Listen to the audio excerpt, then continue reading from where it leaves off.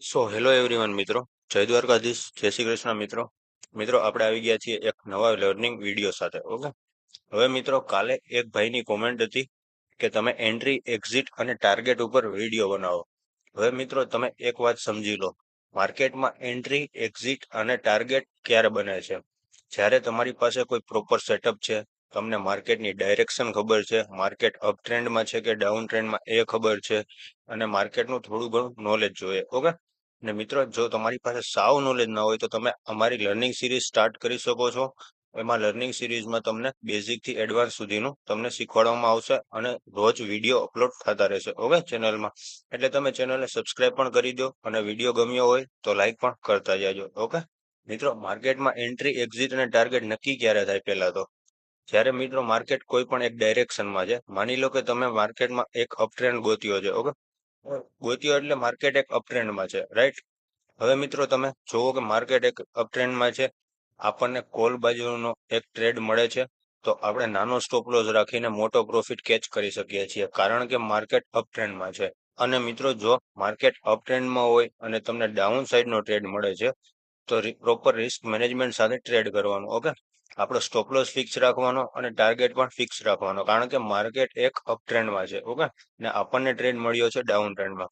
હવે મિત્રો વાત આવી કે આપણે માર્કેટમાં એન્ટર ક્યારે કરી શકીએ. ઓકે મિત્રો, તમે કોઈ પણ એક સેટઅપ ઉપર વર્ક કરતા હોય, જેમ કે તમે કોઈ ઇન્ડિકેટર લગાડતા હોય, ઈએમએ છે, આરએસઆઈ છે, એમએસસીડી છે, આવી રીતના કોઈ ઇન્ડિકેટર લગાડીને તમે એન્ટ્રી પ્લાન કરી છે. ઓકે, એવી રીતના તમે માર્કેટ જોતા હોય કે આ ઈએમએ ઉપર જાય તો આપણે એન્ટ્રી લેવાની, આ આરએસઆઈ આવી રીતના વર્ક કરે તો આપણે એન્ટ્રી લેવાની. ઓકે, હવે મિત્રો વાત આવી કે માર્કેટમાં આપણે એન્ટર તો થઈ ગયા, હવે માર્કેટમાં આપણે એક્ઝિટ ક્યારે થવું, કેટલાનો સ્ટોપ લોસ રાખવો, આપણે કેટલો લોસ કરી શકીએ છીએ. ઓકે મિત્રો, તમારી પાસે જો કેપિટલ 20,000 થી 50,000 હોય, ઓકે, એટલે તમે એક લોટ થી જ્યારે માર્કેટમાં ટ્રેડ કરતા હોય, માર્કેટમાં એક લોટ થી ટ્રેડ કરવા માટે મિનિમમ કેપિટલ 20,000 તો જોઈએ, રાઈટ? તમારા જ્યાં સુધી 10% પૈસા વાઇપ આઉટ ના થાય એટલું રિસ્ક તમે પર ડે નું લઈ શકો છો. ઓકે, એટલે કે તમે 10% રિસ્ક તો લઈ શકો છો. ઓકે, કારણ કે તમે ઓપ્શન ટ્રેડર છો. ઓપ્શન ટ્રેડર માર્કેટમાં 10% રિસ્ક તો મિનિમમ લઈ શકે, રાઈટ? એનાથી વધુ ના લઈ શકે, પણ 10% તો મિનિમમ લઈ શકે. એટલે 20,000 ના 10% 2,000 રૂપિયા થયા. હવે તમે 2,000 રૂપિયાનો સ્ટોપ લોસ રાખો. ઓકે, હવે મિત્રો તમે દિવસના એક ટ્રેડ કરો કે બે ટ્રેડ કરો, તમારે તમારો સ્ટોપ લોસ તમારે મેન્ટેન કરીને રાખવાનો. માર્કેટમાં 10%નું રિસ્ક એટલે કે 2,000 રૂપિયા થયા 20,000 ના. હવે તમે બે ટ્રેડ લ્યો છો તો તમારે 1,000 પોઈન્ટના બે એસેટ, યા તો એક ટ્રેડ લ્યો છો તો 2,000 પોઈન્ટનો એક એસેટ. ઓકે, એ હવે તમારે તમારી રીતે નક્કી કરવાનું છે. ઓકે, કારણ કે માર્કેટમાં બધાના સેટઅપ અલગ અલગ રીતે વર્ક કરતા હોય છે. હું આરએસઆઈ ઉપર, એમએસસીડી ઉપર યા તો ઈએમએ ઉપર વર્ક કરતો નથી. હું માર્કેટના બિહેવિયર ઉપર વર્ક કરું છું. ઓકે, માર્કેટ અપ ટ્રેન્ડમાં છે કે ડાઉન ટ્રેન્ડમાં, રાઈટ? હું આવી રીતે માર્કેટમાં ટ્રેડ કરતો હોઉં છું. એટલે મિત્રો મારું સેટઅપ અલગ રીતે કામ કરતું હોય, તમારું સેટઅપ અલગ રીતે કામ કરતું હોય, રાઈટ? હવે મિત્રો વાત આવી કે તમારે રિસ્ક મેનેજમેન્ટની. ઓકે, જો મિત્રો તમે 20,000 માંથી 2,000 નું રિસ્ક લેતા હોય, એટલે કે 10% કેપિટલ નું રિસ્ક લેતા હોય, તો હવે તમારે ટાર્ગેટ કઈ રીતે પ્લાન કરવો. ઓકે, કારણ કે તમને સ્ટોપ લોસ ની તો ખબર પડી ગઈ, મારે મેક્સિમમ 2,000 નો લોસ કરવાનો છે, રાઈટ? હવે મિત્રો ટાર્ગેટ જો તમે માર્કેટમાં નવા હોય, સાવ નવા હોય, એટલે કે માર્કેટમાં તમે થોડું ઘણું શીખ્યા હોય અને તમારે એક સેટઅપ બનાવવું હોય તમારું, અને તમે વર્ક કરતા હોય, તો મિત્રો તમારે ટાર્ગેટ એટલીસ્ટ 1:1 નો તો રાખવાનો જ છે, રાઈટ? ઓકે, કેટલો ટાર્ગેટ? 1:1 નો.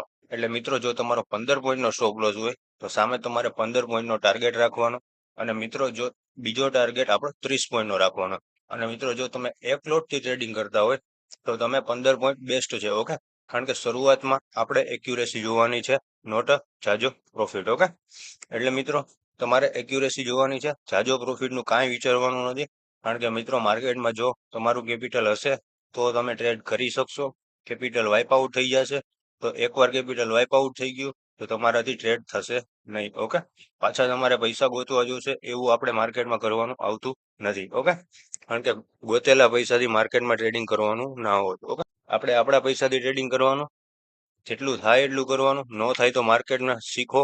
એટલે જ માર્કેટમાં પહેલા લર્ન કરો પછી અર્ન કરો. ઓકે, એવી રીતના ટ્રેડ કરવાનું. હવે મિત્રો જો તમારી પાસે કેપિટલ છે 20,000, રાઈટ?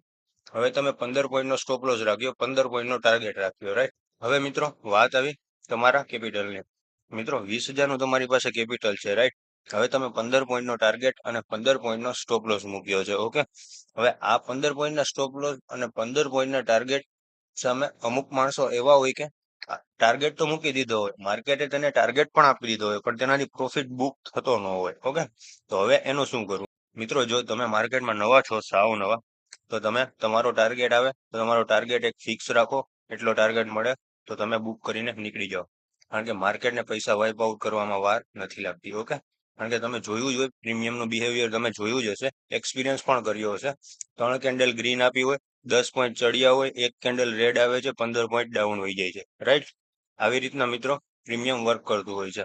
એટલે જો મિત્રો તમને 1/1 ની એક્યુરેસી મળતી હોય, 1/1 માં તમને ટાર્ગેટ મળતો હોય, તો તમે ટ્રેડ કરી શકો છો. ઓકે, એટલે તમારે પ્રોફિટ બુક કરી નાખવાનો. ઓકે, સિમ્પલ વસ્તુમાં મારે એ જ કહેવાનું છે કે તમે જો તમારા સ્ટોપ લોસની સામે તમારો ટાર્ગેટ મળતો હોય તો તમે પ્રોફિટ બુક કરી શકો છો, કારણ કે માર્કેટમાં 1/1 કમાવવું એ કોઈ બહુ મોટી વસ્તુ નથી. રાઈટ? તમારી પાસે પ્રોપર સેટઅપ હોય તો તમારે 1/1 આરામથી મળી જાય છે માર્કેટમાં. રાઈટ?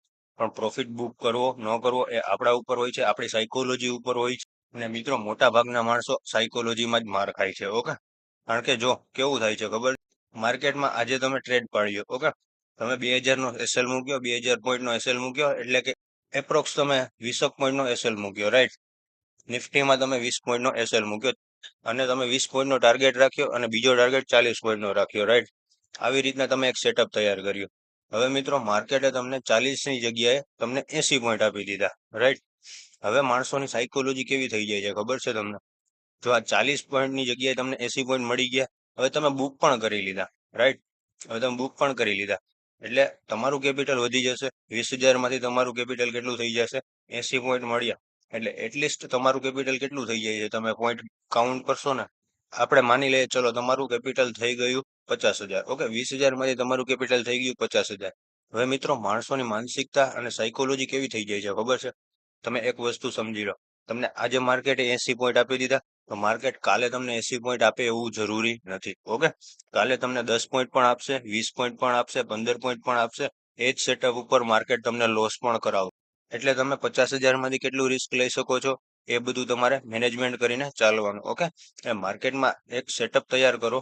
માની લો કે તમે એક સેટઅપ તૈયાર કર્યું, એના બેક ટેસ્ટ કરો, 10 ટ્રેડ કરો, 10 ટ્રેડમાં કેટલી એક્યુરેસી આવે છે એ તમે ફાઇન્ડ કરો. જો તમને એક્યુરેસી નથી આવતી તો તમે તમારું બીજું સેટઅપ બનાવો. રેડી? આવી રીતના મિત્રો માર્કેટમાં એન્ટ્રી, એક્ઝિટ અને ટાર્ગેટ તમે રાખી શકો છો અને પ્રોપર રિસ્ક મેનેજમેન્ટ સાથે વર્ક કરી શકો છો. ઓકે, હજી મિત્રો ન સમજાણું હોય તો તમે કોમેન્ટ સેક્શનમાં કહેજો, કારણ કે મિત્રો માર્કેટમાં ઘણા બધા ટ્રેડર છે, તમે એનું સેટઅપ ફોલો કરી શકો છો. પણ મિત્રો, આપણે માર્કેટમાંથી એક જ વસ્તુ શીખવાની, જો તમે માર્કેટને તમે મેઇન સ્ત્રોત ગણતા હોય પૈસાનો, ઓકે, તો આપણે કોઈના ઉપર ડિપેન્ડ રહેવાનું હોય નહીં. કારણ કે મિત્રો, જો તમે કોઈના ઉપર ડિપેન્ડ રહેશો તો માર્કેટમાં તમારો આ મેઇન સ્ત્રોત ગણાશે નહીં અને તમે આજની તો કાલ લોસમાં જ જશો. ઓકે, કારણ કે તમે જ વિચારો, આપણે માર્કેટમાં શું કરવા આવ્યા છીએ? ઓકે, માર્કેટમાં પૈસા કમાવા આવ્યા છીએ. પૈસા કમાવા આવ્યા છીએ, શું કામ એને કમાવા આવ્યા છીએ? આપણે પૈસાની જરૂર છે એટલે. તો પૈસા એમને મળતા નથી, એના માટે લર્ન કરવું પડે છે. ઓકે, ટોટલી લર્ન કરવું પડે છે. જો મિત્રો લર્ન નહીં કરો ત્યાં સુધી તમને પૈસા મળશે નહીં. તમે તમારું સેટઅપ બનાવો, એ સેટઅપની એક્યુરેસી ચેક કરો. જો એક્યુરેસી 80 થી 85% આવે છે તો તમે સેટઅપને બેક ટેસ્ટ કરીને તમે લાઈવ માર્કેટમાં ટ્રેડ કરી શકો છો. ઓકે, તો આવી રીતના મિત્રો તમે વર્ક કરજો. ઓકે, આશા રાખું છું કે તમને આ વિડીયો ગમ્યો હોય, અને મિત્રો જો તમને આ વિડીયો ગમ્યો હોય તો તમે અમારી ચેનલને સબસ્ક્રાઇબ કરતા જાજો અને વિડીયોને લાઈક કરતા જાજો. ઓકે, મળીએ આપણે આવતા આવા જ વિડીયો સાથે. ત્યાં સુધી જય શ્રી કૃષ્ણ, જય દ્વારકાધીશ.